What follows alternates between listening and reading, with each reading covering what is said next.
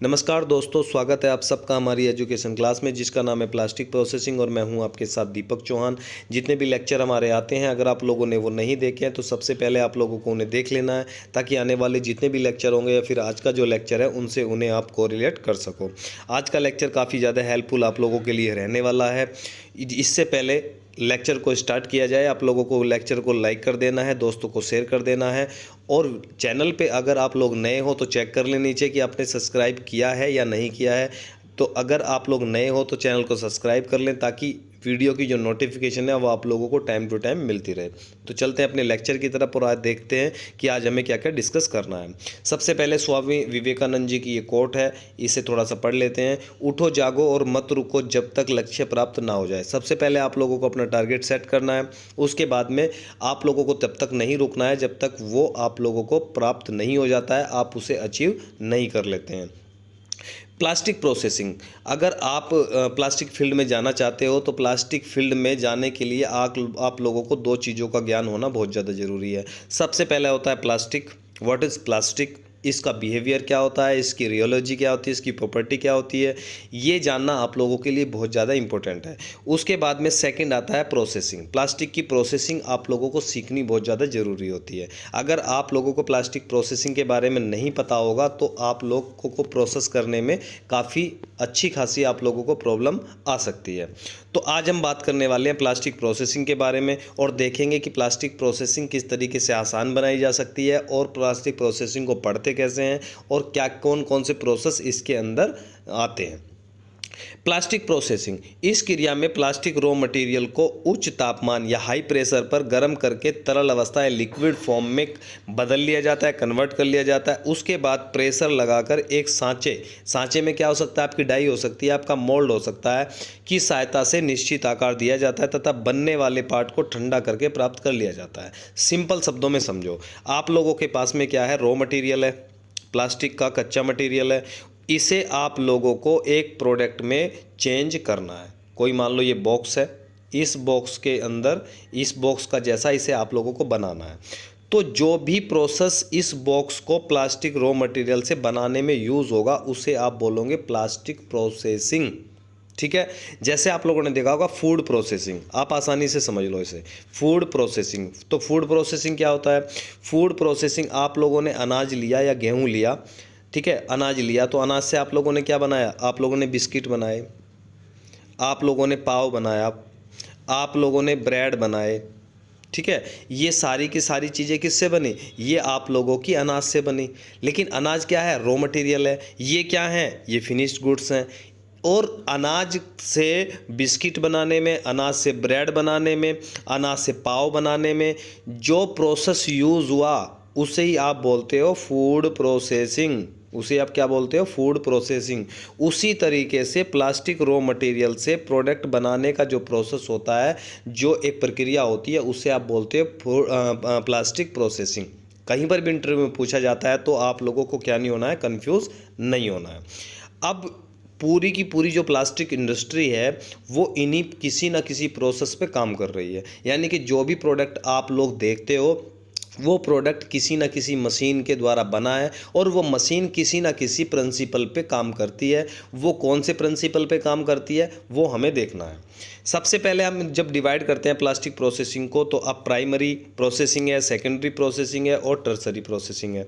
जब मैं प्राइमरी की बात करता हूँ तो इसमें कौन कौन सी प्रोसेस आते हैं, इंजेक्शन मोल्डिंग प्रोसेस इसमें आता है, एक्सट्रूजन मोल्डिंग प्रोसेस इसमें आता है, ब्लो मोल्डिंग प्रोसेस इसमें आता है, कंप्रेशन मोल्डिंग प्रोसेस इसमें आता है। ठीक है, ये सारे के सारे जो प्रोसेस हैं वो प्राइमरी प्रोसेसिंग के अंदर रखे गए हैं। जब मैं सेकेंडरी की बात करता हूँ तो रोटो मोल्डिंग है या फिर आप लोगों की थर्मोफॉर्मिंग है, आप लोगों की कोटिंग है, कास्टिंग है, ये सब किस में आते हैं, आप लोगों के सेकेंडरी में आते हैं। ठीक है, और जब मैं बात करता हूँ कटिंग वगैरह की, वो सारे के सारे टर्सरी में आते हैं। रिसाइकलिंग जो प्रोसेस होता है उसके अंदर ये आते हैं। जब मैं बात करता हूँ इंजेक्शन की, अब एक बात समझो, ये इंजेक्शन है, इंजेक्शन मोल्डिंग प्रोसेस है। इंजेक्शन मोल्डिंग प्रोसेस से लगभग 80% जो प्रोडक्ट होते हैं वो हाउस होल्ड के इसी से बनाए जाते हैं। इसी से बनाए जाते हैं। चेयर है, आप लोगों की बोतल है, आप लोगों का पीढ़ा है, आप लोगों के टब हैं, आप लोगों की बाल्टी है, ये सारे के सारे जो प्रोडक्ट हैं वो इंजेक्शन मोल्डिंग मशीन से बनाए जाते हैं। जब मैं इंजेक्शन मोल्डिंग की बात करता हूँ तो ज़रूरी नहीं है कि हाउस होल्ड के प्रोडक्ट ही इससे बनते हैं। ये हर क्षेत्र में जो भी आप लोग फील्ड देखते हो उसमें कहीं ना कहीं इंजेक्शन मोल्डिंग से बनने वाले प्रोडक्ट का योगदान आप लोगों को मिलेगा ही मिलेगा। जैसे एविएशन फील्ड है, उसमें एरोप्लेन के पार्ट्स हैं, वो इंजेक्शन मोल्डिंग से काफ़ी सारे बनते हैं। जब मैं मेडिकल की बात करता हूं तो मेडिकल में भी इंजेक्शन मोल्डिंग से काफ़ी प्रोडक्ट बनाए जाते हैं। इरिगेशन की बात करता हूं एग्रीकल्चर फील्ड में, तो भी इससे काफ़ी प्रोडक्ट बनाए जाते हैं। मैं कंस्ट्रक्शन की बात करता हूं तो भी इंजेक्शन मोल्डिंग से काफ़ी प्रोडक्ट बनाए जाते हैं। तो इंजेक्शन मोल्डिंग से काफ़ी प्रोडक्ट बनाए जाते हैं। इसी वजह से इंजेक्शन मोल्डिंग का जो स्कोप है वो मार्केट में ज़्यादा है। जब मैं एक्सट्रूजन की बात करता हूँ तो एक्सट्रूजन प्रोसेस क्या है?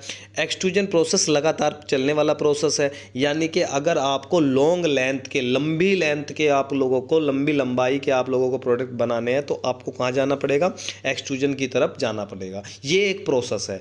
एक प्रोसेस पर 1,00,000 मशीन हो सकती हैं लेकिन प्रोसेस एक ही है।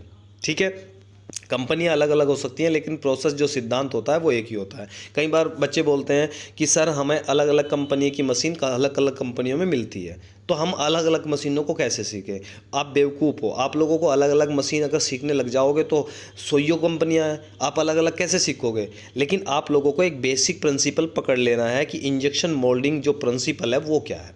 हर इंजेक्शन मोल्डिंग मैक्सिमम इसी प्रिंसिपल पे काम करेगी ही करेगी। अगर आप लोगों को बेसिक प्रिंसिपल आता है इंजेक्शन मोल्डिंग का तो आप किसी भी मशीन को ऑपरेट कर सकते हो। थोड़े बहुत फंक्शन, नाम वगैरह इधर उधर हो सकते हैं लेकिन जो प्रोसेस होगा आप उसे चेंज नहीं कर सकती है कंपनी, वो बेसिक प्रिंसिपल वही रहेगा। इसके बाद में आप एक्सट्रूजन देखते हो तो एक्सट्रूजन में भी 2-3 पार्ट्स आते हैं प्रोसेस के। आप देखते हो कि पाइप एक्सट्रूजन है, पाइप प्लांट है, फिल्म प्लांट है। आप लोग देखते हो तो ईबीएम है, एक्सट्रूजन आप लोगों की ईबीएम है, ये भी किस में आती है? एक्सट्रूजन में आती है। पाइप प्लांट से क्या बनते हैं? आप लोगों के पीवीसी पाइप हैं वो इससे बनाए जाते हैं। प्रोफाइल है वो इससे बनाई जाती है। कोटिंग है वो इससे की जाती है तारों पर। अगर मैं आप लोगों को फिल्म की बात करता हूं तो पैकेजिंग में आप लोग देखते हो चिप्स का रैपर है, कुरकुरे का रैपर है, पॉलीथीन है, वो जितनी भी फिल्म बनाई जाती हैं वो इसके द्वारा बनाई जाती हैं, extrusion film plant, blown film plant के द्वारा। एक्सट्रूजन ब्लो मोल्डिंग से जो खोखले प्रोडक्ट होते हैं, आप लोगों की सॉस की बोतल है, आप लोगों के एक तरीके से जो आप बैट देखते हो प्लास्टिक का बच्चों के खेलने का, वो इसका होता है। बॉल देखते हो वो इससे बनते हैं। काफ़ी सारे खिलौने इससे बनते हैं। ठीक है, ये प्रोसेस होता है आप लोगों का एक्सट्रूजन प्रोसेस। जब मैं ब्लो मोल्डिंग की बात करता हूं तो ब्लो मोल्डिंग में भी 3 प्रोसेस आते हैं। इंजेक्शन ब्लो मोल्डिंग, जिसमें कॉम्बिनेशन होगा इंजेक्शन का, यानी कि इंजेक्शन मोल्डिंग ब्लो मोल्डिंग कैसे बनी, इसमें कुछ जो प्रोसीजर होगा वो इंजेक्शन मोल्डिंग से बनेगा प्रोडक्ट का हिस्सा, जैसे प्रीफॉर्म हो गया। उसका अगला जो पार्ट होगा, हिस्सा होगा, वो आप लोगों का ब्लो मोल्डिंग से बनेगा। ब्लो मोल्डिंग का मतलब प्रोडक्ट को फुला के बनाना। ठीक है, तो ये आप लोगों के ब्लो मोल्डिंग में आता है। जब मैं एक्सट्रूजन ब्लो मोल्डिंग की बात करता हूँ तो ये एक्सट्रूजन में भी आता है और ब्लो मोल्डिंग का भी प्रोसीजर होता है, प्रोसेस होता है। इसके बाद में आप लोगों को क्या मिलता है? Blown film plant. ठीक है, ब्लोन फिल्म प्लांट भी क्या होता है? वो भी ब्लो करके बनाया जाता है। जब मैं कंप्रेशन की बात करता हूं तो कंप्रेशन का मतलब होता है सिकुड़ना, मतलब एक तरीके से किसी चीज़ को दबाकर एक तरीके से संघन कर देना। तो इसमें क्या होता है?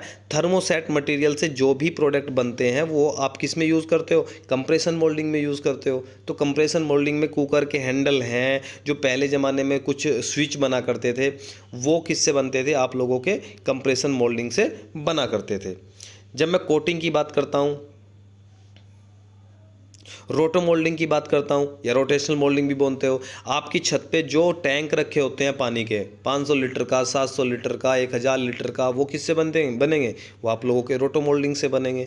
जब मैं आप लोगों को थर्मोफॉर्मिंग की बात करता हूँ तो आप लोगों ने आइसक्रीम खाते हो, डिस्पोजल चम्मच तो इंजेक्शन से बनती है। तो जो आप आइसक्रीम के कप देखते हो, डिस्पोजल देखते हो, वो किससे बनते हैं? वो थर्मोफॉर्मिंग से बनते हैं। कोटिंग की जब मैं बात करता हूँ तो कोटिंग क्या होता है? वायर चढ़ाई जाती है ना, जो तार पे प्लास्टिक होती है, अंदर तो मेटल होता है ना, मेटल की वायर होती है, ऊपर जो प्लास्टिक चढ़ाई जाती है उसे कोटिंग बोलते हैं। ये कोटिंग प्रोसेस है। एक कास्टिंग होती है, आप मेटल का देखते हो कि कास्टिंग की जाती है, वो कास्टिंग प्रोसेस होता है, फैब्रिकेशन होता है, कलंडरिंग होता है, जो बड़ी बड़ी फिल्में बनाई जाती हैं, बड़ी बड़ी एक तरीके से देखते हो ना पॉलीथीन चौड़ी लंबाई की सीट बनाई जाती हैं, वो आप लोगों की कलंडरिंग प्रोसेस से बनाई जाती है। ठीक है, तो ये सारी के सारे जो मशीन होती हैं ये योगदान किस में करती हैं, ये आप लोगों के प्लास्टिक प्रोसेसिंग में आप लोगों की हेल्प करने के लिए सारे प्रोसेस हैं। तो इन्हें आप लोगों को याद भी कर लेना है। कई बार इंडस्ट्री में ये चीज़ पूछी जाती है कि प्लास्टिक इंडस्ट्री को सपोर्ट करने वाले कुछ प्रोसेस के नाम बताओ, तो आप लोगों को इन्हें नोट कर लेना है और वे नाम वहाँ पर जाकर बता देने हैं।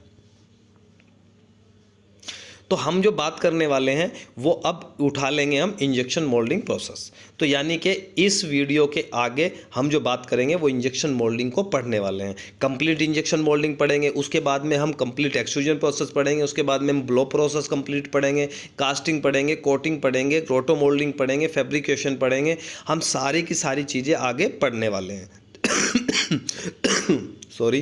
तो आई होप कि आप लोगों को प्लास्टिक प्रोसेसिंग समझ में आई होगी। नेक्स्ट लेक्चर में हम जो स्टार्ट करने वाले हैं, हम इंजेक्शन मोल्डिंग मशीन जो है स्टार्ट करने वाले हैं, इसलिए हाथ मुंह धो के अच्छे तरीके से नहा धोकर आइए और स्टार्ट करेंगे हम इंजेक्शन मोल्डिंग प्रोसेस को। और इसे बहुत अच्छे तरीके से आप लोगों को समझना है ताकि आप लोगों को कहीं पर भी इससे रिलेटेड कोई प्रॉब्लम ना हो। तो मिलते हैं नेक्स्ट लेक्चर में। आज की वीडियो आप लोगों को पसंद आती है तो वीडियो को लाइक कर दें, दोस्तों को शेयर कर दें। चैनल पर अगर आप लोग नए हो तो चैनल को सब्सक्राइब कर लें और देखते रहें प्लास्टिक प्रोसेसिंग दीपक चौहान के साथ। तो मिलते हैं नेक्स्ट लेक्चर में, जब तक के दीजिए हमें इजाज़त। जय हिंद, जय भारत।